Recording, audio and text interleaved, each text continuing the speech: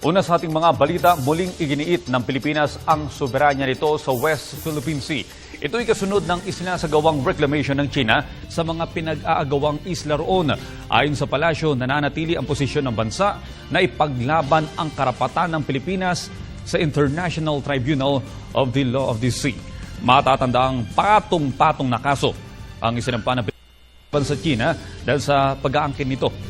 Samantala, nanindigan naman ng pamahalaan na re-resolbahin ang issue sa diplomatiko at mapayapang paraan. Hindi rin umano nito papatulan ang mapaghamong banta ng China sa mga pinag-aagawang isla. Tumanggi naman ng China na sumali sa arbitration process kasunod ng paghahain ng protesta ng Pilipinas.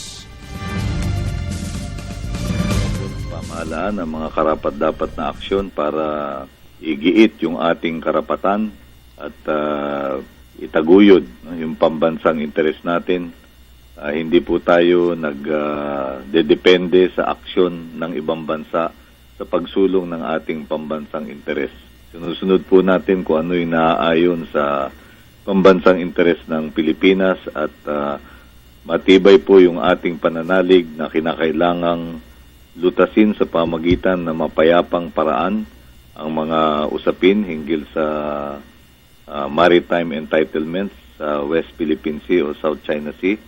At patuloy pa rin po yung natin ng paghahanap ng mapayapang paglutas sa mga usaping yan.